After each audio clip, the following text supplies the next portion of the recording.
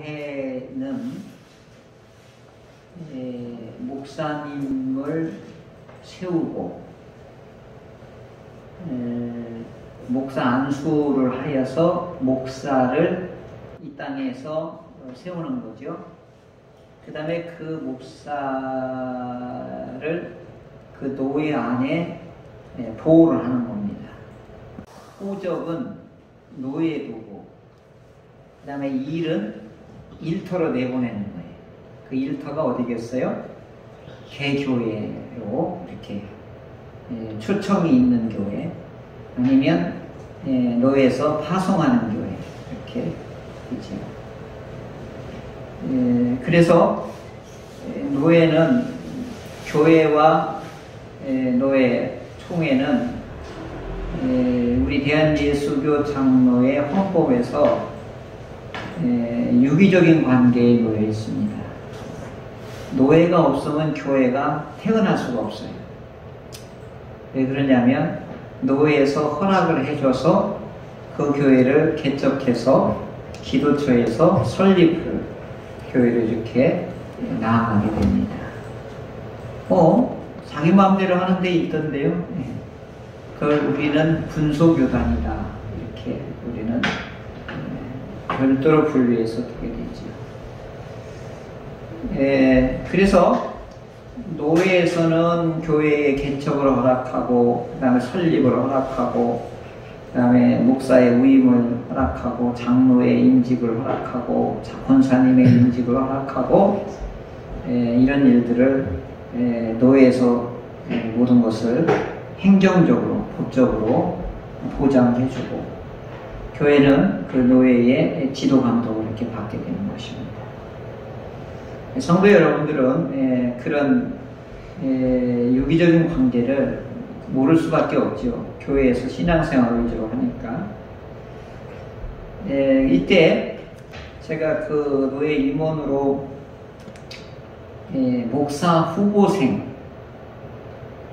신학생이라고 합니다. 이제 공식적인 용어로는, 헌법적인 용어로는 목사를 준비하는 후보생이다. 그래서 목사 후보생이다, 이렇게 부르는 거죠.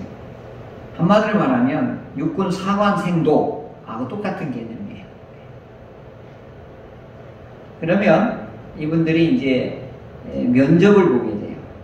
이제 이분들이 이제 목사를 되려고 하는 고시 시험을 치러야 되는데, 고시 시험을 치를 수 있는 자격이 있는지 없는지를 심사를 해서 이분들이 신앙이 정상적인 거냐, 인격이 정상적이냐, 그 다음에 이 교양이나 식견이 제대로 있느냐, 건강한가, 이것들을 면접에서 보고, 그 다음에 이분들을 시험 볼 수 있는 자격을 추천을 해주는 거예요. 그러니까 우리 통합, 즉 이 교단에서 목사가 된다는 것은 복잡한 절차가 있어요. 그래서 목사 되는 것이 우리 통합 측에서 제일 어려워요. 시험도 많고 거쳐야 되는 과정도 여러 번에 걸쳐서 이렇게 하는데, 이제 면접을 볼 때 제가 이제 특별히 성경적인 식견이 있는지 없는지를, 이제 신학대학을 다 졸업하고 신대원을 졸업하고 이제 마지막 관문이 이제 목사 고시를 보려고 마지막 면접을 이제 추천을 노예에서 할 때 하고, 총회 가서 목사 고시 당일에 가서 또 면접을 또 봐요. 이제 이 면접이 제일 어렵거든요. 뭘 물어볼지를 모르니까. 근데 거기서 면접관이 원하는 그 답을 못하면 거기서 이렇게 체크를 해서 떨어뜨리거든요. 그러니까 시험을 다 잘 봤더라도 면접에서 탈락되면 그 다음에 다시 봐야 되거든요. 이제 우리 노예에서 1차 추천 대상이 되느냐 안 되느냐를 그때 면밀히 면접을 보는데 1번 문항이 있어요. 창세기 1장 1절을 원어로 말해 보십시오. 이 질문을 해요. 그러면 여러분들도 창세기 1장 1절을 한번 평신도들한테 장로님 면접 볼 때는 창세기 1장 1절을 한번 외워보세요. 이제 이렇게 부를 수도 있죠. 우리 한번 해볼까요? 창세기 1장 1절을 우리 한번 외워봅시다. 시작. 최초에 하나님이 천지를 창조하시니라. 네. 근데 나는 원어로 말해보십시오. 이렇게 했어요. 베레시트 바라 엘로임 하에트 하샤마임 에트 하레츠 이렇게 대답하라고 그랬거든요. 다들 막 어리둥절해가지고 하더라고요. 원어로 보는 건 우리말도 외우기 어려운데 어떻게 원어로 다 외우겠어요? 근데 제가 이제 의도하는 게 있어요. 그걸 첫 자리도 왜 히브리어 원어를 가르치는 교수님이 1장 1절은 반드시 외워라 이런 교수님이 있어요. 그래서 방언을 열심히 방언이 구원의 척도라고 여겨지는 권사님이나 누가 있걸랑 창세기 1장 1절을 빨리빨리 계속 그것만 해라. 그러면 방언으로 그 권사님이 인정할 거다. 이제 그렇게 우스갯소리까지 얘기해줘요. 그럼 확실한 방언이죠. 원어 방언이죠. 계시 방언이고. 그 알아듣지 못하는 여러 가지 그 신령한 언어에 대해서는 본인도 모르고 통변해야지만이 아는 거니까. 근데 원어의 말씀으로 하면은 그거보다 확실한 방언이 어디 있겠어요. 이제 1장 1절을 외우라고 하는 것은 성경에 대해서 앞으로 평생 성경을 읽고 성경을 보고 성경에 고민하고 성경을 해석하고 성경을 가르치고 성경 말씀을 전파하는 일이 당신의 이제 핵심 사역이고 이제 그것이 본업이 되기 때문에 성경 말씀을 깊고 아주 정확하게 볼 수 있는 태도와 자세를 가지라. 그래서 그때 경고 같은 경각심을 주기 위해서 그걸 묻는 거거든요. 근데 저 같은 이렇게 하면 다들 목사님들도 에이 목사님들 그거 모르잖아. 그래서 나도 억지로 외워서 가는 거예요. 그래서 그게 뭐냐면 어떻게 원어를 우리말도 다 해요. 말씀 우리 300기절 외워야 신대원 갈 때 300기절을 외워야 되거든요. 수첩 한 권이에요. 낮이든 밤이든 자나깨나 아니라서나 그거 외워야 되거든요. 그 시험 볼 때 열심히 외웠는데 막상 시험 먹으려면 20기절이나 생각나나요? 그렇단 말이에요. 우리 기억력의 한계는 이제 그런 것인데 제일 중요한 것은 성경 말씀을 깊게 보고 정확하게 볼 수 있고 그래서 잘못 해석하거나 오류나 무지에 빠지지 않게 하기 위해서 최선을 다하는 방법은 뭐냐? 자꾸 근본으로 돌아가려고 하는 태도와 자세를 가져야 장차 목사님이 되어서라도 많은 영혼들을 하나님의 말씀대로 이끌 수 있겠다. 그런 차원에서도 하고 총회 이제 95에서 면접 볼 때에도 제가 좀 까다로운 질문들을 좀 많이 해요. 그 까다롭다는 얘기는 뭐냐?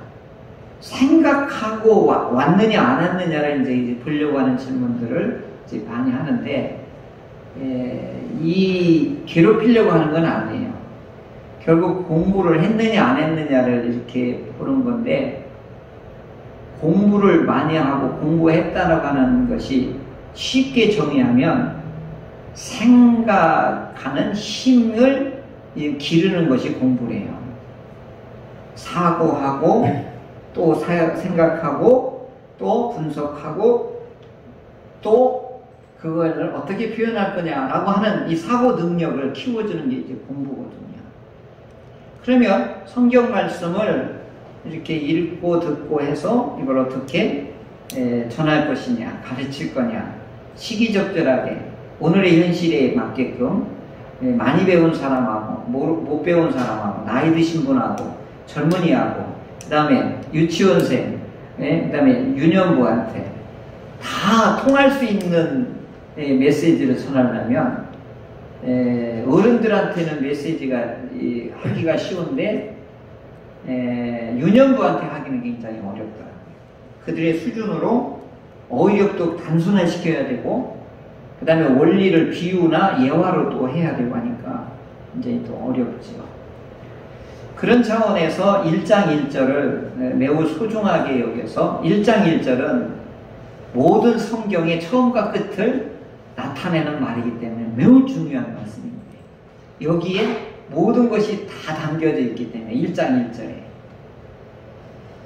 그래서 이 태초라고 하는 것은 이제 시간 개념이 시간이 이루어지기 전에 하나님이 어떤 분이냐, 천지 하늘들과 땅을 창조하셨다. 이것이 이 성경 전체의 내용이 다 포함되는 겁니다. 저는 얼마나 이게 중요해서 이걸 또 번역하면 무에서 유를 만드셨다. 그분은 창조주이시다.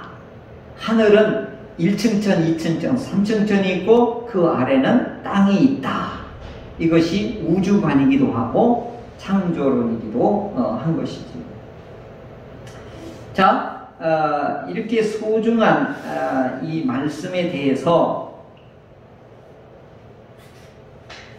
믿는 사람이 있고 믿지 못하는 사람이 있고 믿으면서도 의심하는 사람이 있고 이건 신화라고 완전히 부정하는 사람들이 이제 나오게 되는 거죠. 그러니까 믿는 사람에 대해서는 상관이 없어요.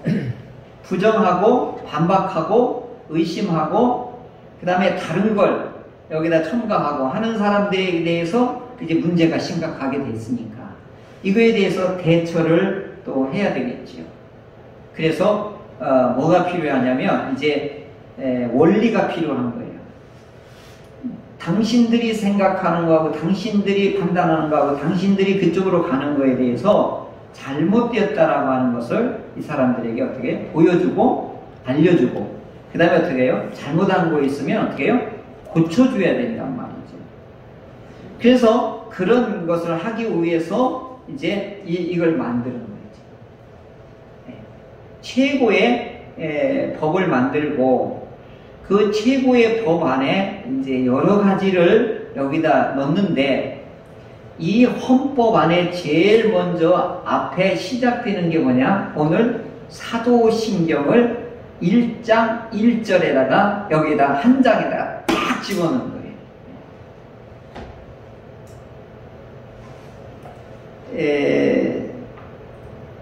그런데 이것을 이제 뭐라고 불렀느냐? 이제 이것을 왜 사도신경을 헌법 제일 먼저 머리 부분에다가 탁 이렇게 먼저 세웠느냐 하는 것이지. 근데 이것을 이제 배경을 좀 이렇게 제가 좀 설명을 좀 하려고 그래요. 헌법을 우리가 지금 공부하면서 우리가 지금 하는 것인데 사도신경이 언제부터 나왔고 언제부터 사용했느냐 이게 이제 궁금하잖아요. 근데 예수님이 부활 승천하고 8일 만에 사도들로부터 시작해가지고 이걸 사용했다. 이게 이제 우리 기독교의 구전으로 내려온 거예요. 그런데 역사적인 증거는 없어요. 근데 내용상으로는 맞아요. 그러니까 우리는 증거가 있어야 오늘 역사적인 산물이라든가 기록물이 있어야 그래도 확실하게 하지는 학문적이겠는데 내용상으로는 사도 아니면 이것을 이런 내용을 할 수가 없는 거지요. 자, 그런데 대체적으로 기록이 나오기 시작한 것은 AD 170년경부터 이제 이 로마 신경이라고 하는 것이 이제 사용하기 시작을 한 거예요. 근데 로마에 있는 사람들이, 성도들이 이제 사용하게 됐는데, 로마의 성도들이 누구였겠어요? 바울의 편지에 의해서 로마에 있는 기독교인들이 이제 신앙의 원리들과 체계화를 하기 위해서 바울 사도가 로마서를 보냈을 때에 이분들이 이 로마서를 근거로 해서 이제 자기들이 믿는 이 신앙 고백서를 만드는 거예요.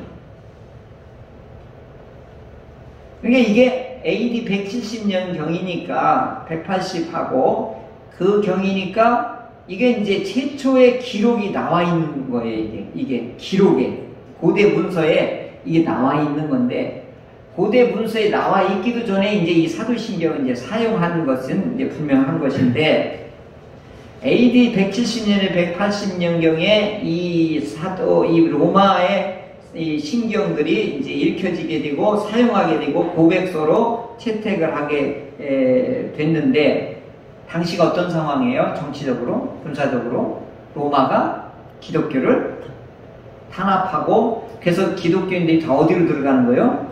카타콤으로 막 지하로 숨어 들어가는 그때다. 그러니까 이때에는 이 초대교회에는 항시 두 가지 위험이 항시 도사리고 있었어요. 하나는 좀 어려운 말 좀 쓸게요.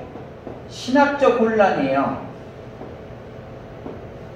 두 번째 초대교회의 어려움은 뭐냐면 외부 압력, 다른 말로 하면 박해거든요.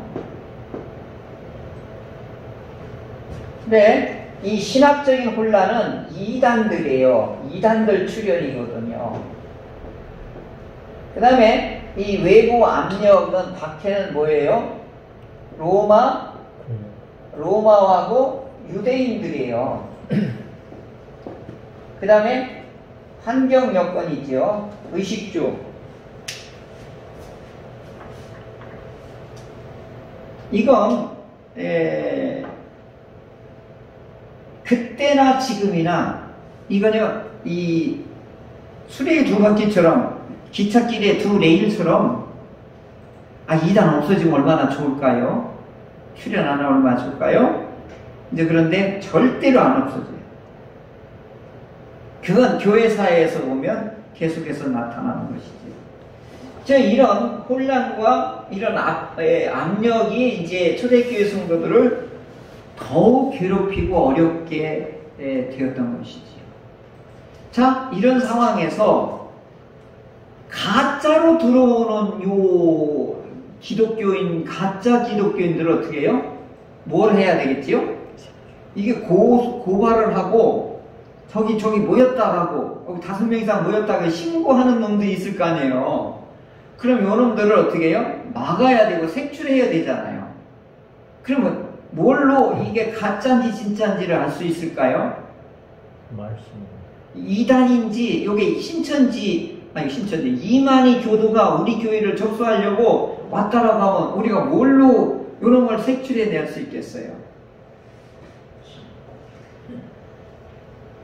그러니까 초대교회도 당시에 이게 어려웠고, 오늘도 우리에게 이게 어려운 도전의 문제지요.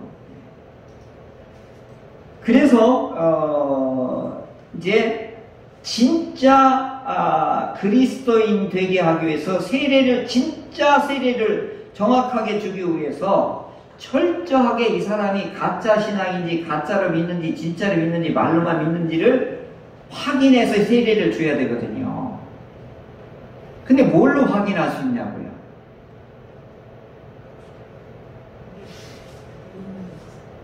예수님 진짜 믿는가 테스트를 해야죠. 네. 그래서 그 시험 문제를 이제 만들었어요. 시험 문제를. 그러면 제일 먼저 무슨 시험 문제가 1번에 나올까요? 장 목사님은 시험 문제를 이제 세례를 주려고 하는데 제일 먼저 뭘 물어봐야 될 것 같아요?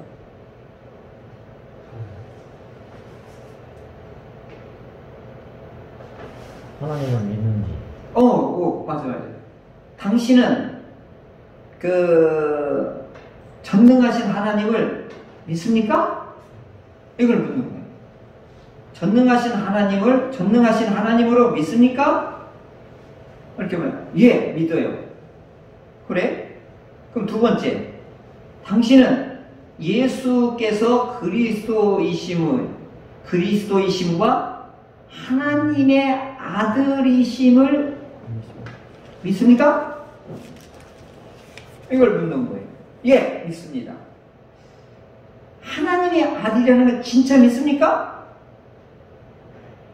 믿어지기도 하는데 안 믿어지는 것도 있습니다.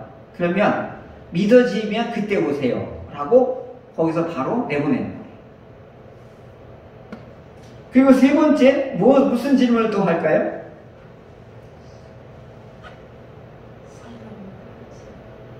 예수 그리스도께서 성령의 능력으로 동정녀 마리아에게 나시고 빌라도에게 심판을 받고 재판을 받고 3일 만에 장사 지내고 그리고 다시 사시고 그리고 산자와 죽은 자를 심판하러 오실 것을 당신은 압니까? 이렇게 묻는 게 아니에요. 뭐라고 하죠? 믿습니까? 이렇게 묻는 거예요. 아는 거하고 믿는 거하고는 차원이 달라요.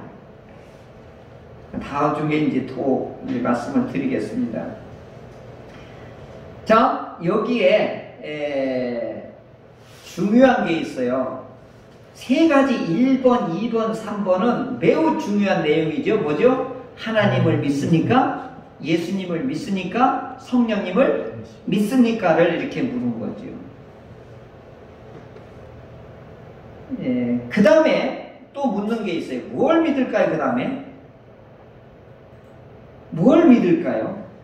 지금 이들이 어디에 지금 들어와서 이 시험을 치르고 있는 거죠? 어디에 들어와서 지금 시험 문제를 풀고 있는 거죠? 그 사장이 지금 어디죠? 세례를 주려고 지금 이제 이 문답을 하고 있거든요. 어디에 와서 지금 이 문답을 받고 있는 거죠? 교회 안에 들어와서 지금 문답을 받고 있는, 시험을 치고 있는 거란 말이에요. 그러면 당신은 거룩한 교회를 믿습니까? 이걸 묻는 거죠. 교회론을 묻는 거죠. 그 다음에 이 당시만 해도 초대교회에서 AD 한 170년경에 그 다음에 이제 100년 지나고서 구체적으로 세례를 주려고 할 때 확인하는 것 중에 중요한 마지막 부분이 뭐냐면 당신은 예수님이 육체의 부활을 믿습니까?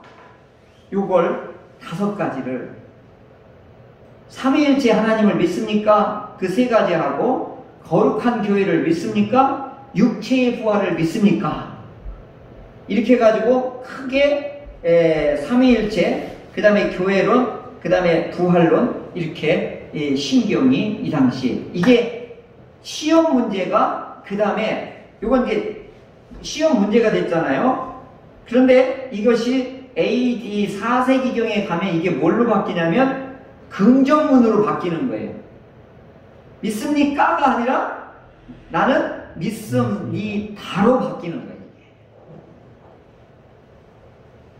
이게 이제 사도신경이 사도들을 통해서 이 완성했던 성부와 성자와 성령을 믿습니다. 그러면 예수님의 십자가의 죽으심과 부활과 심판과 다시 오심을 믿습니다. 그 다음에 거룩한 교회를 믿습니다.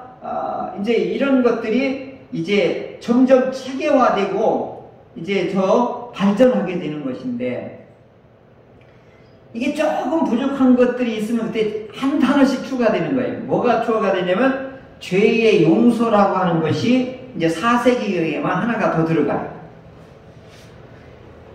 그 다음에 이제 또 내용 중에 중요한 것이 또 들어가는데 뭐가 들어가냐면 예수님께서 장사 지낸 후 하려고 할 때 좀 어려웠네. 장사된 지 사흘 만에 이제 이렇게 돼 있잖아요. 그 장사된 3일 동안에 예수님은 어디에 계셨을까? 그래서 이제 이게 돼요. 지옥에 내려가시어. 이제 이 지옥에 내려가시고가 이제 추가가 되는 거예요.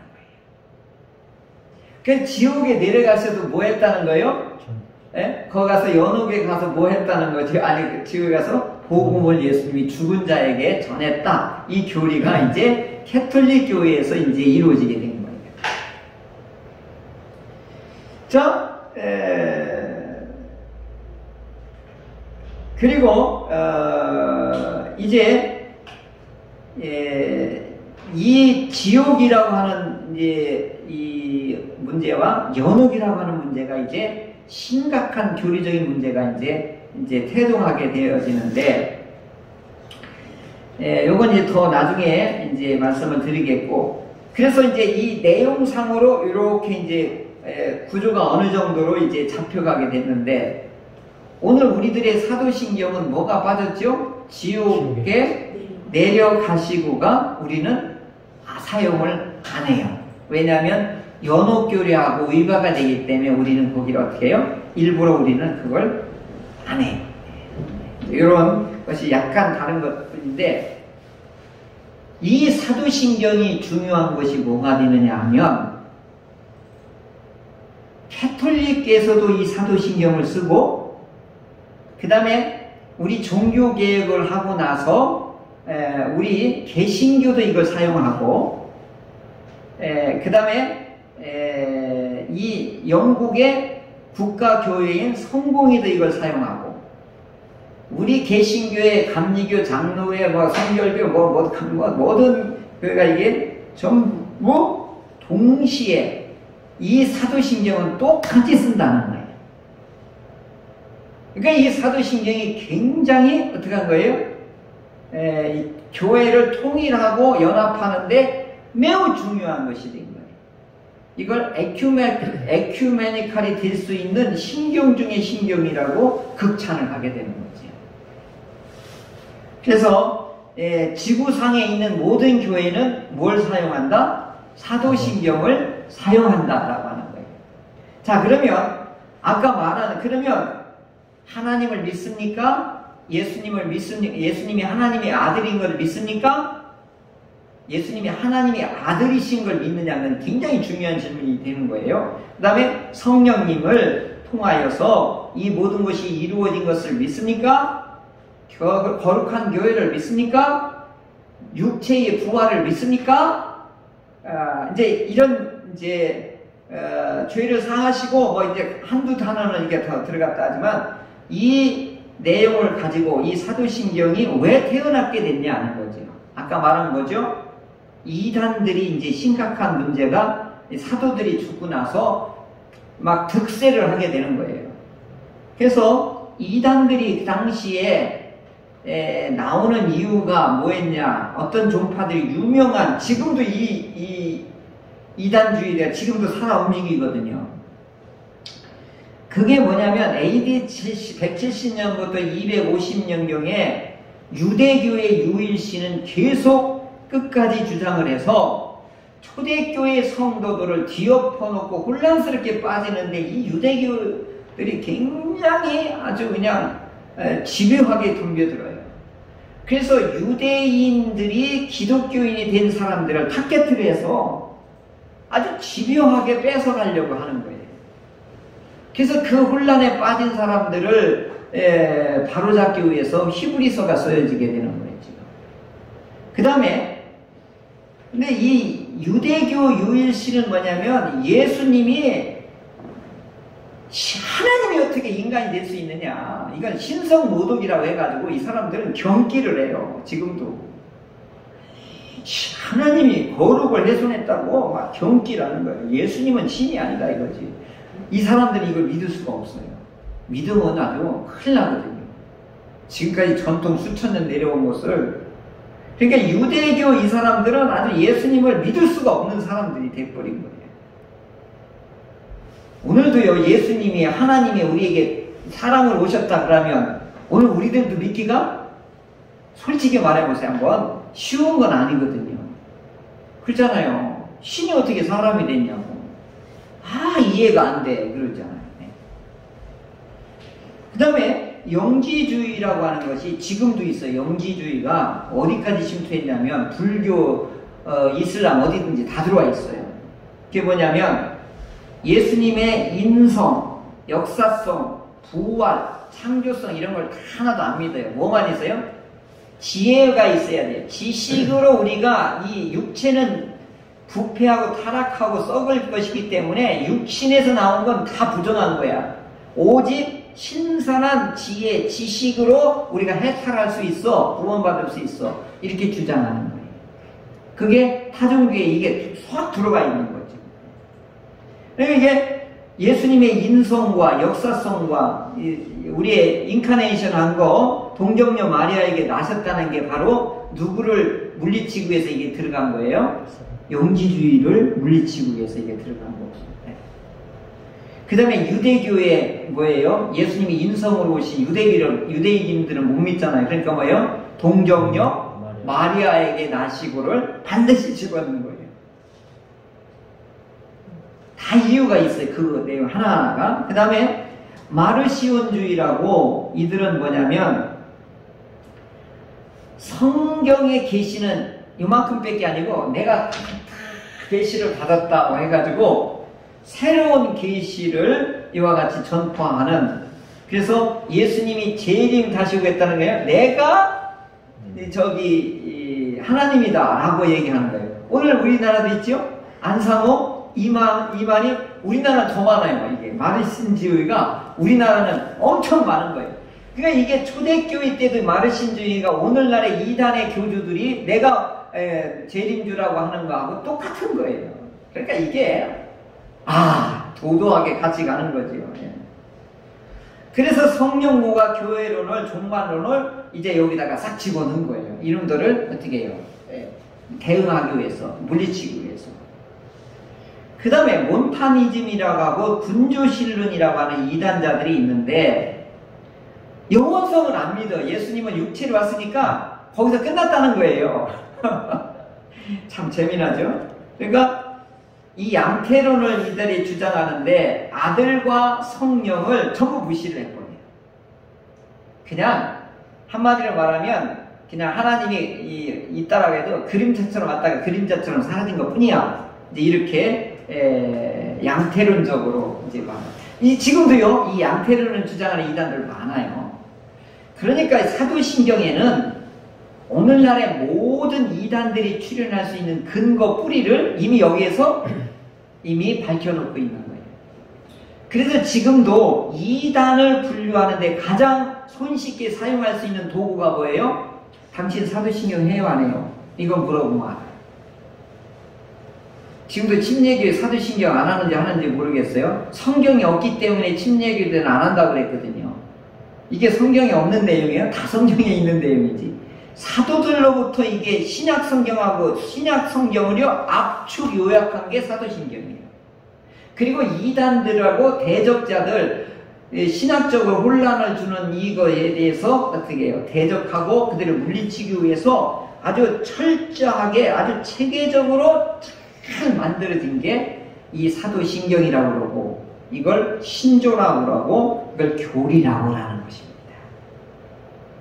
그래서 이 헌법의 모든 기초는 이 사도신경을 통해서 이루어졌다라고 하는 것을 알리기 위해서 맨 처음에 우리가 갖다 넣은 거예요.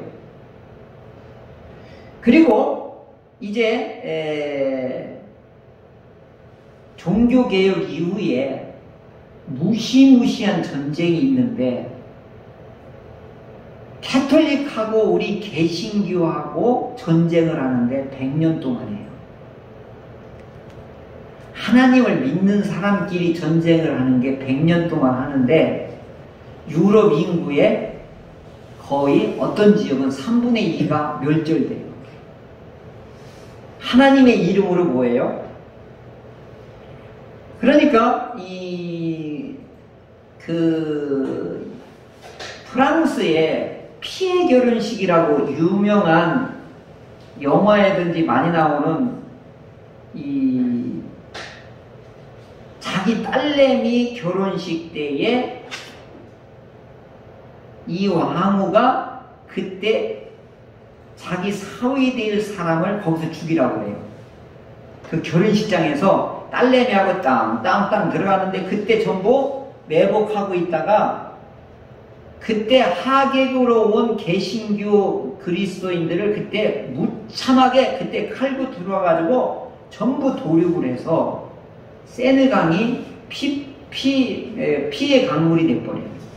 그러니까 결혼식장은 뭐가 돼버린 거죠? 완전히 아수라장이 된 거예요. 그냥 이게 딸 결혼식에 이게 전부 다 죽여!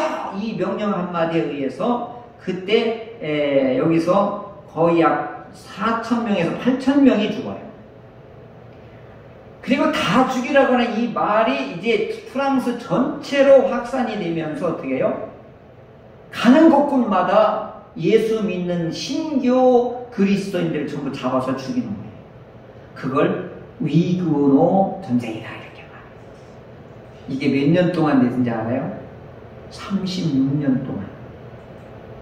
이때가 언제인지 아냐면 우리나라 임진왜란이 막 진행될 때예요. 임진왜란.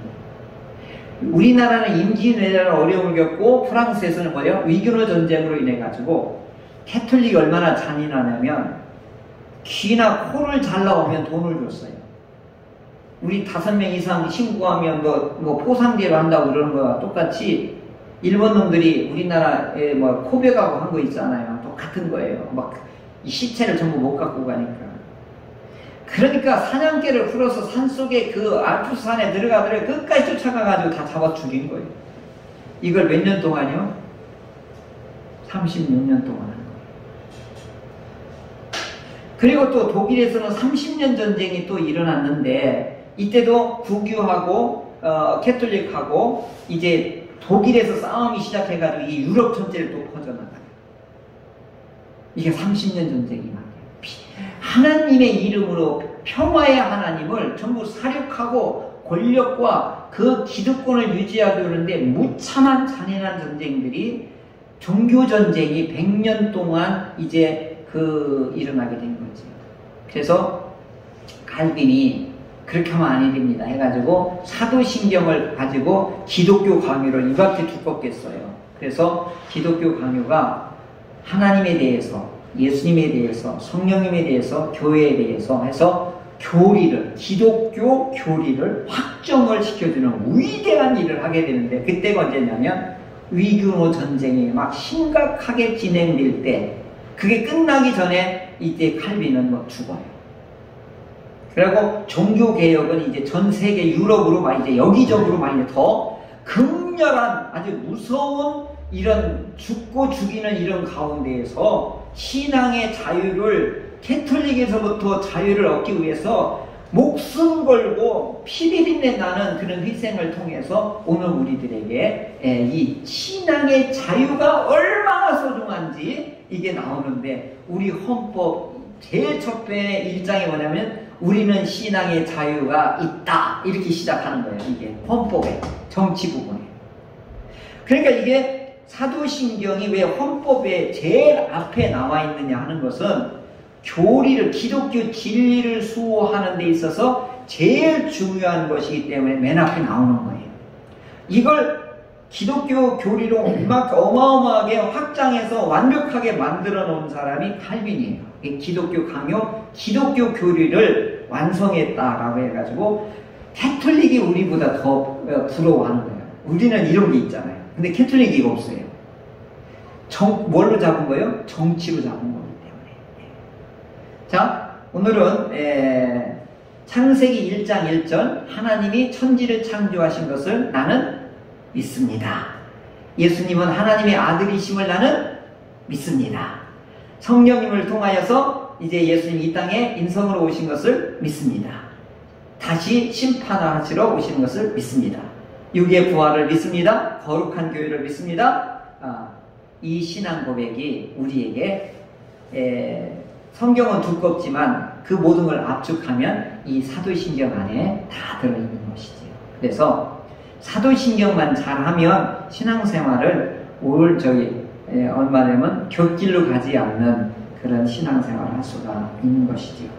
그래서 오늘 짧은 시간이지만 사도신경을 헌법의 제일 앞에 있는 왜 사도신경을 왜 여기다 제일 넣었는지 우리가 알아보았고 사도신경은 뭐냐? 우리의 신앙을 우리가 수호하고 두 번째는 뭐죠? 이단들이나 대적자들에게 어떻게 하기 위해서? 물리치기 위해서 이 사도신경을 우리가 하게 됐는데 초기에는 이것이 세례자 교육으로 문답을 하는 데 사용했는데 나중에는 모든 믿는 사람들이 공통적으로 하나님의 고백의 교리로 이렇게 사용하였다.